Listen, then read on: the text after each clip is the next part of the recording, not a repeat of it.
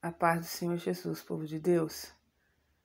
O Senhor tem me tocado a fazer esse áudio falando a respeito do arrebatamento da igreja. Em 2013, aproximadamente, uns 7 anos, né? O Senhor usou um profeta para me dizer que o Senhor iria me dar uma visão do arrebatamento da igreja. E essa visão foi dentro da palavra de Deus. O Senhor começou a me mostrar vários textos bíblicos, vários versículos que falam sobre poucos. E eu queria que você meditasse nas palavras que eu irei falar agora. Os textos eu deixarei na descrição. O vídeo vai ser um vídeo bem rápido, mas é interessante que essa palavra ela é mais ou menos uns 40, 45 minutos. Mas eu vou tentar resumir.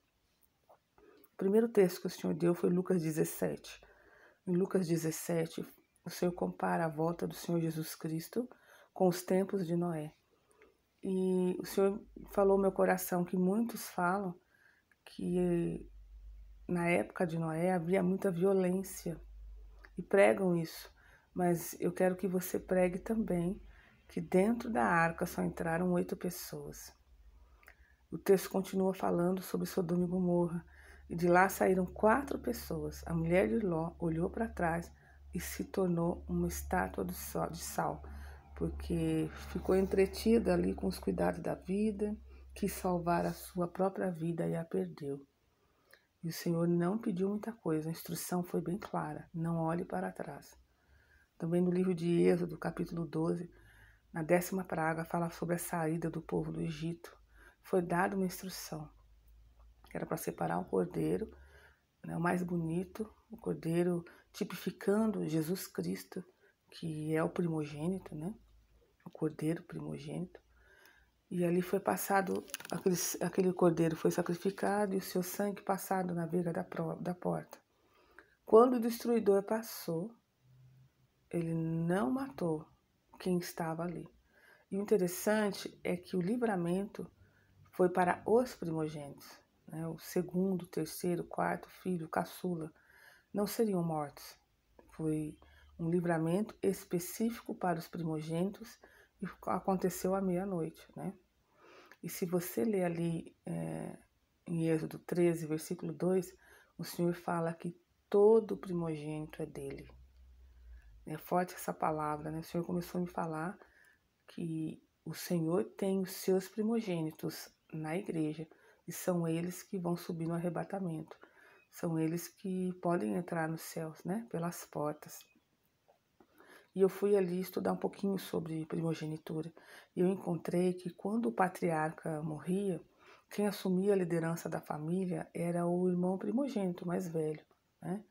E a este era dado porção dobrada de alimentos, de bens, né? Bênçãos, né? Unção era dobrado sobre a vida dele, né? Para nós entendermos, se existissem 10 irmãos, né? 10 filhos, e houvesse uma herança, metade da herança era do primogênito e a outra metade era dos outros 9 irmãos.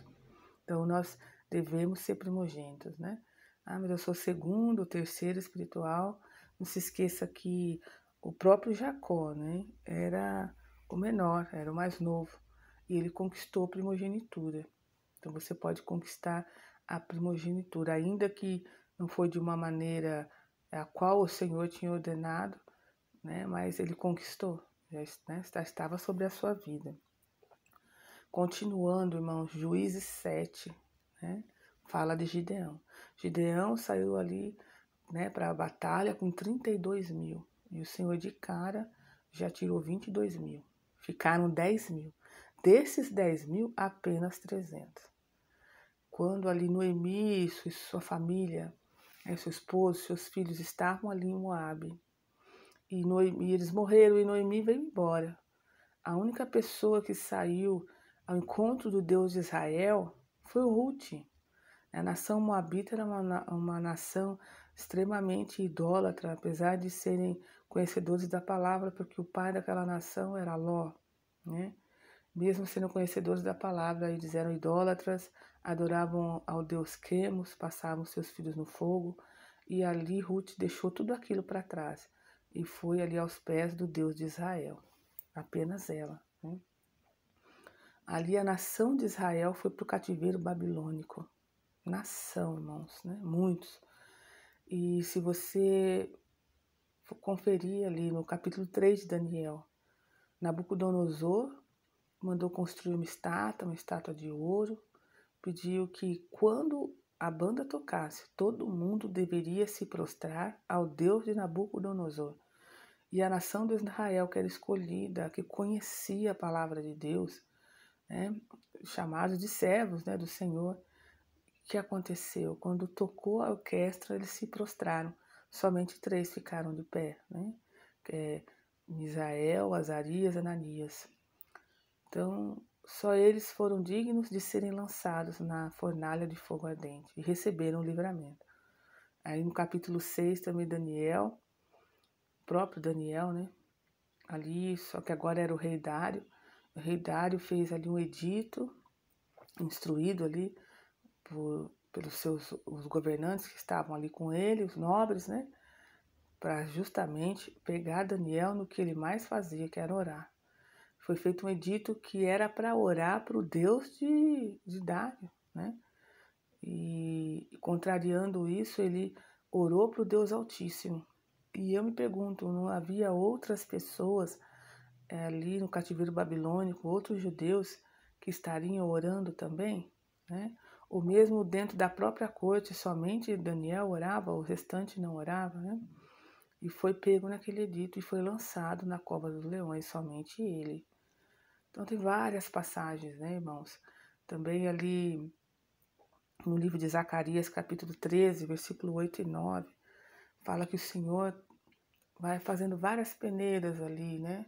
E resta um povo, e esse povo que restou, ele diz que vai passar pelo fogo e vai provar como a prata. E depois de ele provar e restaurar e refinar, aí ele vai chamar aquele povo de meu povo. E o povo vai se tornar para ele e vai dizer, eu sou o povo de Deus, né? E quantos hoje, né, se dizem povo de Deus, né? Quantos se dizem, mas verdadeiramente é povo de Deus, quem o Senhor diz é meu povo? E se o Senhor olhar para mim, olhar para você e dizer que você é meu povo, né? Eu vou poder dizer também para o Senhor, nós vamos poder dizer, o Senhor é o meu Deus, eu sou o povo de Deus, né?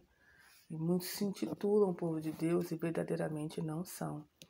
E eu meditando nessas passagens, né, no livro de Esdras também, que relata ali quantos retornaram do cativeiro babilônico, né, foi uma nação, voltaram alguns milhares, e meditando nessas passagens, meditando que o Senhor ele não aceita o pecado. No final do livro de Esdras, ele dá uma instrução para os homens, né, que se casaram com mulheres etéias, deixassem essas mulheres e os seus filhos para trás, né? Então, o Senhor é um Deus assim de santidade mesmo. E eu comecei a comparar o Antigo Testamento com o Novo Testamento. E o Novo Testamento não fala de poucos, fala de metade. E metade não são poucos, a metade é metade. E eu comecei a falar com o Senhor. Mateus 24, Lucas 17 fala, né? 2 estarão numa moinha, uma vai, uma fica, 2 numa cama, um vai, outro fica, 2 no campo, um vai, outro fica. E são 50%, 50% vai, 50% fica. Em Mateus 25, na parábola das 10 virgens, né? 5 néstias, 5 prudentes, 5 têm azeite, 5 não têm azeite, 5 entram para bodas do cordeiro, 5 não entram, né? 5 sobem no arrebatamento, 5 não sobem. E eu comecei a falar com o Senhor, 50%, não são poucos. E depois de um mês, mais ou menos, eu voltando do curso de doutrina, o Senhor falou comigo, né? Nossa, um mês, quanto tempo, né? Se o Espírito Santo de Deus não falar conosco, não nos der instrução, né? Nós não conseguimos, nós não somos nada sem o Espírito Santo de Deus. É Ele que instrui, Ele que fala conosco, né? A palavra é dele. E demorou esse tempo, irmãos. Eu sei que eu cheguei em casa e o Senhor falou assim no meu coração: a igreja são as virgens. de todo mundo que se diz igreja na face dessa terra. Pensa em todas as denominações que você conhece, inclusive a minha, a sua. Pensa em todas as denominações que você conhece na face dessa terra, de todo mundo que se diz igreja. O Senhor olha para todas as placas, todas as denominações, e diz que dentro delas ele vai extrair um povo, e esse povo ele chama de igreja. A igreja são as virgens, somente as virgens são igreja. Muitos podem dizer que são igreja, mas é o Senhor que sabe quem são as igrejas, quem é a igreja dele, né? E ele extraiu, então, 10 virgens. Interessante que as que não tinham azeite eram igreja também, mas ficaram, né? E o Senhor foi falando no meu coração. Na face dessa terra, irmãos, tem 7 a 8 bilhões de habitantes. Então, imagine o globo terrestre todo, toda a população mundial. E dentro desse povo todo tem os cristãos, né? E no meio desses cristãos tem também os idólatras, né, da Igreja Romana, que se auto-intitulam cristãos também. Então tem os cristãos, e dentro dos cristãos tem os chamados, né, os evangélicos, tem os protestantes.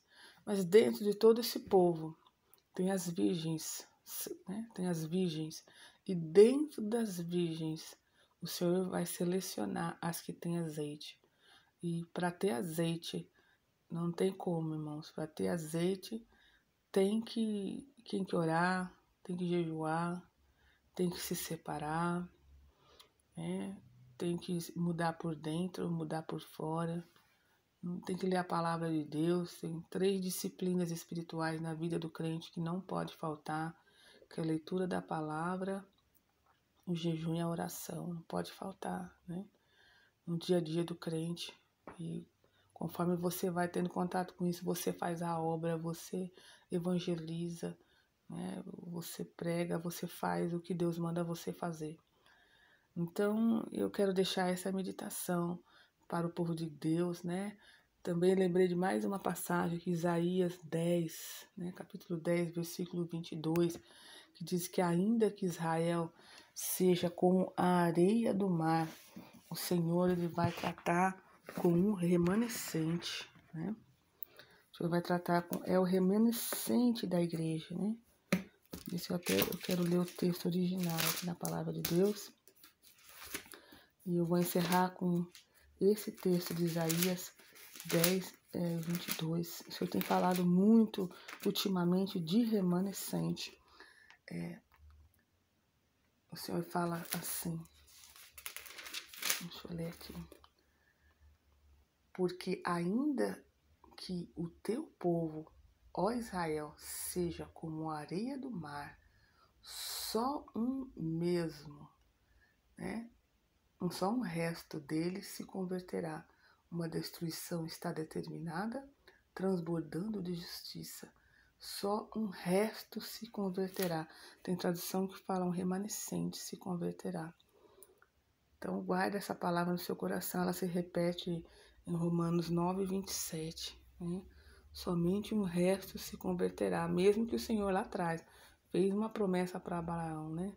Em Gênesis 12, dizendo que a sua descendência seria como a areia do mar. Nesse texto ele fala, mesmo sendo como a areia do mar, apenas um resto se converterá. Então, os irmãos fiquem com essa palavra no coração. Aqui quem fala com vocês é a irmã Simone, da Assembleia dos Remanescentes, aqui de Botucatu, interior de São Paulo.